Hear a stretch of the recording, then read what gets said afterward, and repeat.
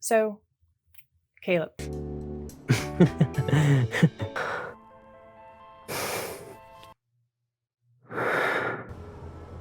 You know the guy, the one with the attachment issues, for whom locking someone up sounds like a perfectly reasonable solution, for whom, no, I don't need your help, isn't a real sentence. It's basically just a background noise to ignore.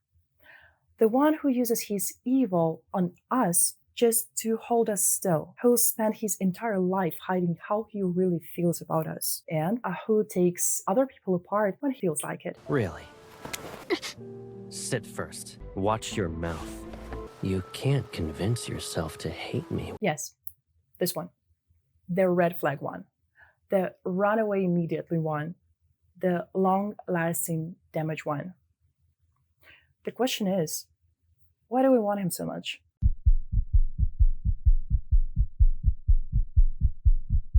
This video is about Caleb, but it's also 100% about us, once playing Love and Deepspace. Then let's go ahead and have a nice chat.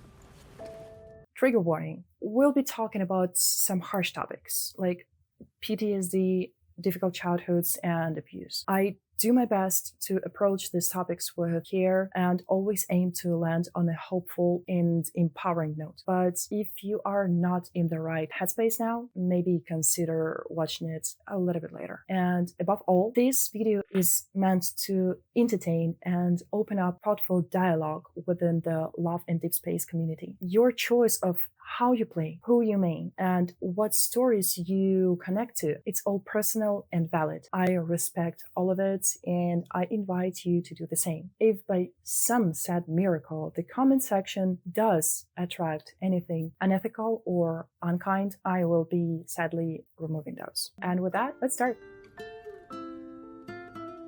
First off, let's agree, Caleb is thoroughly traumatized. Inside and out. The game knows it. Its writers know exactly what they're doing. Today, we're not going to dive into what's wrong with him or why. There is already a very solid video on that. Let's talk about something else, or should I say someone else? Us, the Love and Deepspace players. And of course, some of us who are into Caleb, and basically why. Besides the obvious, he's sexy as hell. Keep squirming, and I'll have to take drastic measures. We all know Caleb is the world's most caring cinnamon roll, right? Let's count the ways. He offers help before you even ask. He is always ready to back you up in pretty much anything. He goes to great lengths to shield you from the world's problems. Sometimes I wish you'd let me be your shield. He always sees you as this tiny creature who needs protection. Isn't that just adorable? So, imagine my surprise when my friend confessed that this all drives her nuts. She's all about independence and freedom, pretty much as well as I am. But Caleb's vibe really sets her off. Need I mention that her main is Raphael? Anyway, for the first month, she only ever called him, I won't say how she calls him, but it's not something pretty. Yes, Caleb wants to hide our heroine from every danger and prying eye. He literally offers to build her any home she wants, as long as it's golden, shaped like a cage, equipped with the strongest security system, and of course, as long as he gets to stay with her. Other than that, well, whatever you want, sweetheart. I'll protect you forever. Yes, we see this. We know this is kind of a problem, but let's talk about why it doesn't really stop us from loving this cutie pie. Some people who grew up without much care or attention from parental figures might find themselves drawn to characters like Caleb, and those people can end up in all kinds of relationships. Some will find their own Caleb and dive headfirst into codependent love bubbles. Don't leave me alone. Others might lean into avoidant attachment styles and basically sabotage any emotional closeness just to avoid being vulnerable again. But that exaggerated, over-the-top care that Caleb offers, it hits something deep in people who aren't used to being cared for. That's why his every gesture lands straight in our hearts. Caleb, in every single one of his cards, delivers care in all of its forms. He is tuned in to our needs. He is emotionally available. He gives the heroine, and by extension, us, the space to be as soft and silly and vulnerable as we want. Then you'd complain, say I sucked, and cover my mouth. This storyline lets her, equals us, be carefree kids again. Many of us had to grow up too fast because of childhood trauma, taking on too much responsibility, or maybe even having to care for our siblings or sometimes even parents. People that stop seeing themselves as children, stop trusting adults, stop believing people can be safe. They internalize one simple message.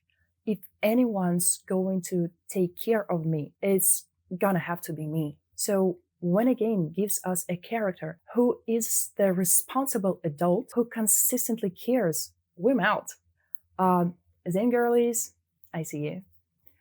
Caleb constantly gives us verbal reassurance and emotional consistency. He says, take a break, look after yourself. I'll handle everything. You don't have to worry about a thing. I'll always be there for you. There is no one more important to me than you. What are you even saying?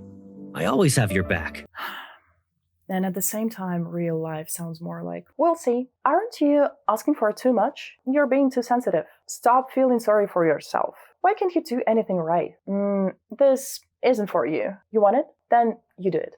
So yeah, even just hearing a line of calm reassurance, it just rewires something in our brains.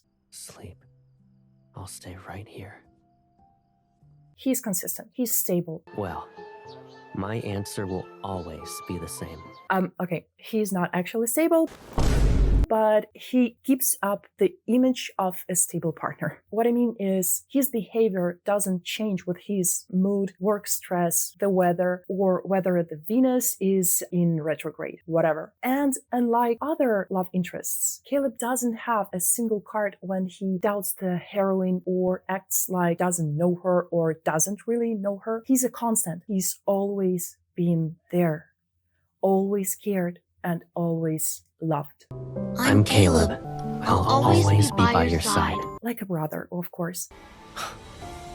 Nisa. If you grew up in a chaotic household, this kind of story feels like the ultimate escape. An escape from a world where you had to guess someone's mood from how they said hi, into a world where there is always someone who sees you as a priority, and nothing can change that. And one more thing, he doesn't look at other women ever, not even a glance. With other love interests, well, we can only hope, except maybe for Zane. I actually believe has never looked at anyone else. It appears someone has become more intoxicated. But Caleb, like 1000%. And he says it like outright. He turns down love letters all through school. He gives back any gift. And basically he asks us to pretend to be his girlfriend for like as a secret mission. Our heroine has the purest light on earth, really. Not like us. Cheers to my horny hornets out there. Does that mean we can finally do all the things we used to want to do but couldn't before? So what do all those gestures give us? A deep sense of satisfaction. I mean security. We know Caleb chose us. He chooses us every morning 5 minutes after waking up. He won't leave. He won't back out. He won't stop caring, no matter what. Are all those behavior 100% healthy?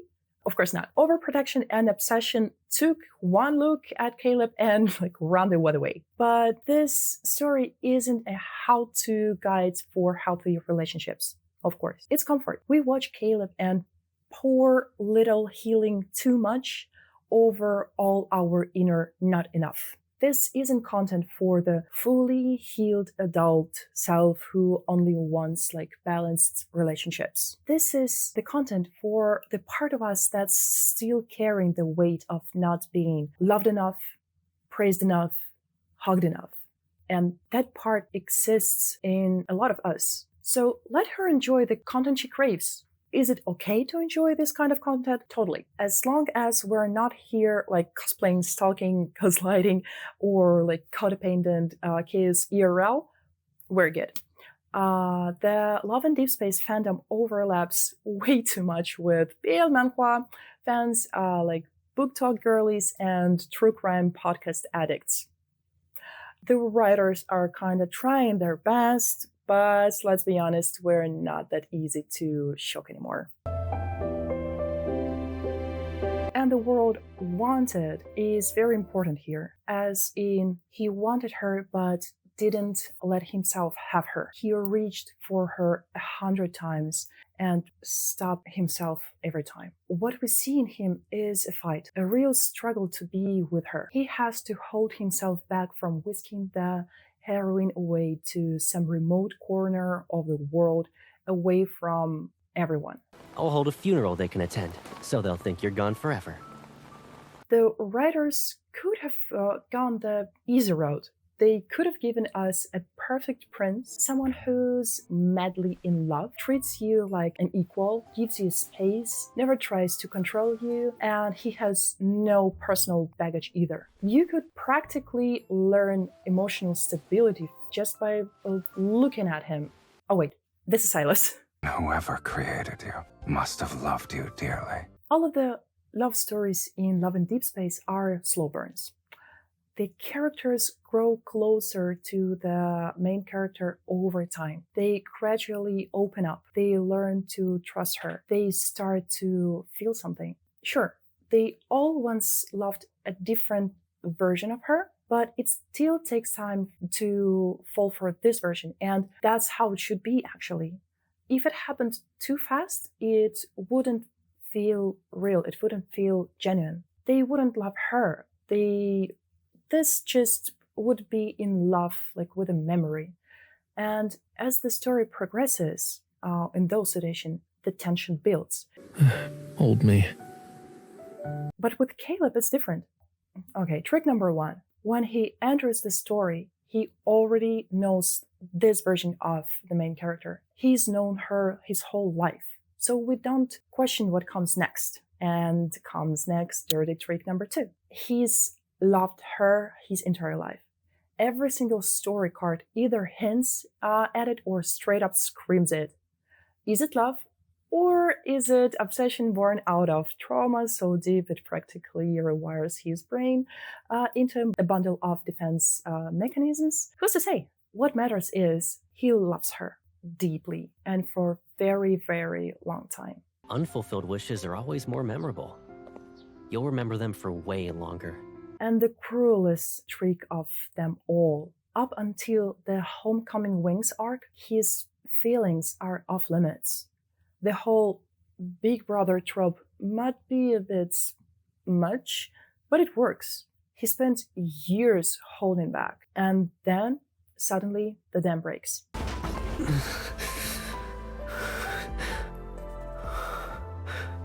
When we search for the word yearn, we get this scene. At this point, the writers are just masters of edge. Calls are everywhere, but nobody's allowed to come. Have you ever just wanted to watch your partner, current or ex, from a distance? Young man, you got here early. Why did you just stand there watching her? Hold your breath while they sleep peacefully. Maybe snap a few secret pictures just to remember the moment. How about spending the whole day by their side without stepping away for even a minute? Maybe wrap them in a bubble of safety. Protect them from the stress of life, from everyone who might hurt them. Hear them say that you're forever and nothing will change that. Or say to them, that you are forever and nothing will ever change that. If your answer is yes, please drop a comment about your Caleb affinity level and explain why it's higher than all the other love interests combined. And if your answer is no, please tell us, do you skip all his stories just to farm diamonds, or do you at least go through or read the main story ones? Sometimes we get hit with thoughts that are, let's say, borderline. What if I told you I was always like this? Borderline stalkery, hyper controlling, maybe even a little abusive. Sometimes we even tiptoe across that line, only to immediately panic and leap back. But most of the time, we don't act on those impulses. We just feel them. We know it's not okay, that it's unhealthy, that it's a recipe for dependency at best, and probably jail time at worst. But the impulse is still there. And to be honest, that's normal. As long as we do not fixate on it or act it out in real life, we're fine. And that's exactly what Caleb's story cards are for. They let us explore that craving safely. We get both things at once. First, we get to play out those intrusive daydreams. Second, we see very clearly what happens when those urges do get acted out. Infold doesn't tiptoe around this. Their stance on Caleb's behavior, crystal clear. There's even a kind of intermission in the story. They literally take Caleb out of the picture for several chapters and give us Zane as a model of emotional sanity. He trusts the MC. He respects her independence and professionalism. He supports her choices and actually cares for her well-being. He even opens up about something deeply personal, the death of a close friend caused by the same illness, as was mentioned in the storyline. That's Infold basically saying, see, we know that that's a healthy love interest, how it looks like. Caleb's just not that right now. Even our resident villain, Viper, tells Caleb to his face that his overprotectiveness is wearing dangerously into obsession.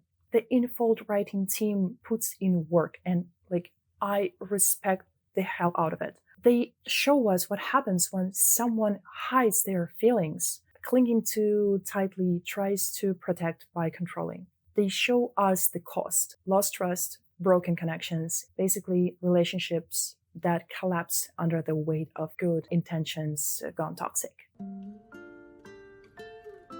Now we're entering a high difficulty section, but trust me, it's really cool to know. We've already agreed that Caleb is traumatized. And not just that, he has severe post-traumatic stress disorder, PTSD for short. As of today, the most proven method for treating PTSD is cognitive behavioral therapy, CBT for short. The subtype of CBT is schematherapy, the basics. In CBT, we'll look at how a person interacts with the world through the sequence: first situation, then thought, then emotion, and then reaction. Different people react to the same situation differently, depending on what they think about it. For example, I get a message from a friend on Friday afternoon saying that our evening plans are cancelled. That's the situation. Then I might think, awesome, I'll go home, do a full skincare routine, and watch a new season of my favorite anime. Then I can think, that sucks, but it happens. I'll think of something else to do. And the third option is, of course, he or she ditched me at the last minute and they probably don't even want to see me. Well, I'm not texting them for a week. And each thought leads to different emotions: joy, mild disappointment, or deep sadness. And the behavior differs too. In the sad scenario, a person might lash out and ruin friendship for a while.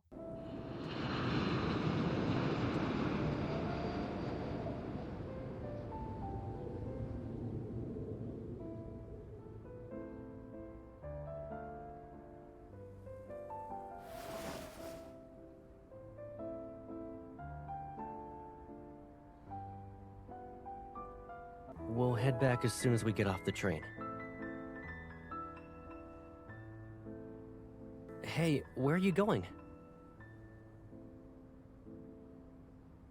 Okay, I think the concept is pretty much clear. Now, when this sequence repeats, it can turn into a schema. A schema is a pattern, a fixed sequence of thoughts, emotions, and behaviors. If you react with sadness and like ghosting your friends 10 times in a row, like when plans change, that's a schema. It usually forms in childhood and gets triggered again and again in situations that we perceive as similar. Over time, the schema becomes more rigid and our response becomes less flexible. The result, our behavior no longer helps to meet our needs. It becomes maladaptive. In other words, inappropriate for the situation. When a schema activates, it launches a mode.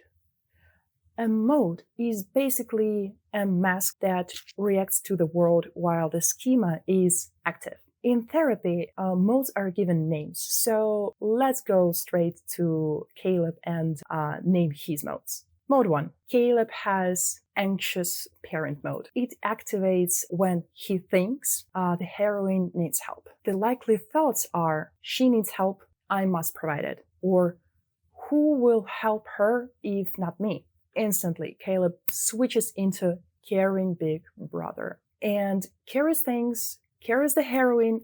Do you feel tired? I can give you a piggyback ride. Or carries basically the weight of the world on his shoulders. He's pretty much fine with it, or at least like he shows that he's fine with it. I barely feel any pain unless it's under repair.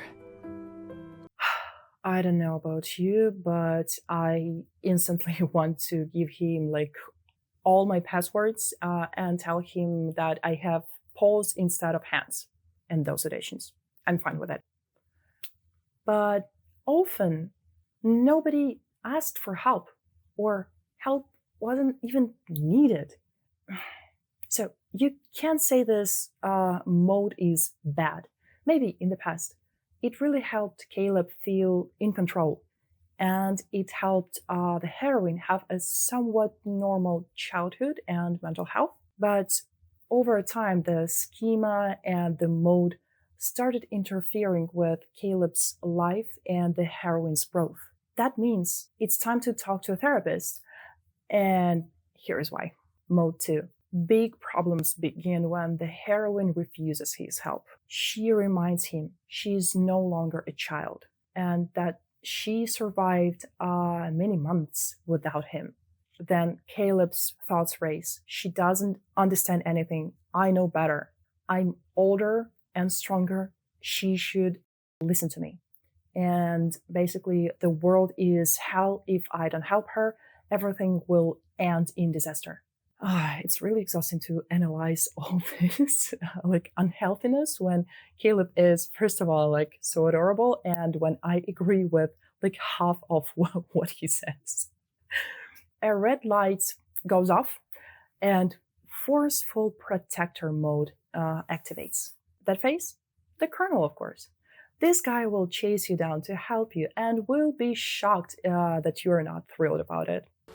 So, if I don't show concern as someone close to you, it doesn't count as being genuine? Before the explosion, he used subtle manipulation to force the heroine to accept his care. Afterward, he avoids dialogue, uses evil, forcibly restrains her, which like really blows my mind, and does all the things that we call like black flags. Maybe at some point this mode worked in Crisis, but now in the current plot, it's absolutely destructive. It needs to be gone. If I had that kind of bell right now, I should make you wear it, right? Mode 3. Caleb knows he's being a mess. Is this the healthy part of his psyche speaking? Of course not. After every forced help, Caleb gets punished by the self-esteem killer. Thoughts like, she's disgusted by you, you couldn't protect her in the past and now you have to leave her, crush him instantly. why is this a schema too and not a healthy self-awareness? Well, because he still doesn't ask what heroine thinks of it. He keeps riding the same rails drawn by his hurting mind, and he never arrives at a productive outcome. So his actions are inappropriate for the situation. Therefore, schema. You already figured out everything, right? Aren't I pathetic? This one is harmful and clearly instilled by someone else. We haven't seen that figure in the plot, but psychologically, thoughts like I'm bad or I'm unworthy are always instilled by people around us. I hope we get to learn who used to berate little Caleb, but this schema needs to go. It doesn't prevent any bad behavior, just ruins any chance at connection. Mod 4. Caleb's response to real danger, of varying degrees. The thought process is, this thing threatens me or her, it must be destroyed. Lay a hand on her again, and I will kill you. When this happens, Caleb's eye go red and he flips into Punisher mode. Got scratched by another stray cat, huh? I think maybe I should go find that cat so I can avenge you. It's impossible to say it's wrong when it pushes all the right buttons. Yes, this is horror and darkness. The blackest of all Caleb's red or black flags, and something that needs more than therapy. It really needs containment. But hey, we're in a fictional world with cats in mugs. And what exists in our minds besides these broken modes? Healthy modes. Two that matter to us today, like the healthy adult and the happy child. In the healthy adult mode, we can balance our needs with duties and responsibilities and still enjoy life. This part of us regulates emotions, checks facts, and takes care of our inner child. A healthy adult would help Caleb construct the thought I am scared when she rejects my help because I feel out of control. But she is an adult and I cannot force my will on her. I need to talk to her, explain my fear, and find a reasonable solution. And I need to be ready for her to tell me to show my help because that's her right. But Caleb has no healthy adult, not even as a concept. It won't be long until you're in a faraway place, and I'll be. And the happy child? Well, how to put this? I'm afraid to imagine what his inner child looks like. All he ever wanted was control, safety, and the main character. I want to keep you in a world where it's just the two of us. Caleb's inner child could be anything. Abandoned, lonely, vulnerable, dependent, but not happy.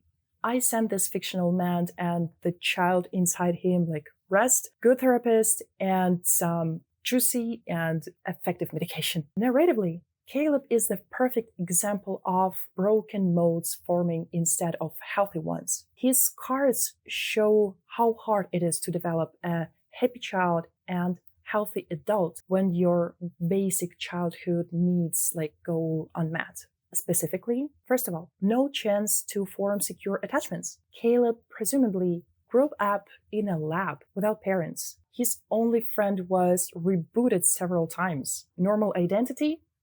Yeah, right. When the feedback you get is, you're good at destroying things? Well, there is no room for normal. How about expression of needs and feelings? Doubtful. I don't think that baby Caleb got much room for that in the lab or orphanage. And the last one, joy in life? No comment. Add a heap of trauma, give him a bunch of books, and a soulmate, of course, and send him off to play basketball. Voila, our crush is ready. You make it sound like I'm a playboy. But we all know I'm not just talking about Caleb. Am I? Let's go to the beginning. For some people, Caleb is spent nuclear fuel. He needs to be buried and never touched again. For others, he is love at first sight, a character we want to entrust our life while also protecting him from the entire world. That's okay. Our minds have all been shaped and bruised in different ways, which is why we have such polar opposite reactions to this character. Even the heroine in the game actually behaves differently depending on which love interest she's interacting with. I want to talk about that one separately. So, the reasons why people feel drawn to Mr. Kaboom. Firstly, his tender, though slightly overbearing attitude towards the heroine. And secondly, the particular way his mind is broken. These two things spark both a warm feeling of recognition and a sense of filling in something we missed in our own lives. Caleb went through problems that feel familiar to us and became someone who, for the heroine and basically for us, did everything possible to give her the stability, the acceptance, and care that he never had himself. My job was to protect your childishness, thanks. We look at the two of them through our own glass and tear up from the sweetness of it all. It feels so good to look at Caleb's actions and think, be real. Like, direct that care at me, please. As well as to feel the joy of recognizing his emotions and feelings, and then to breathe a sign of relief, thinking, at least I don't pull that kind of crazy anymore. Almost. Yay!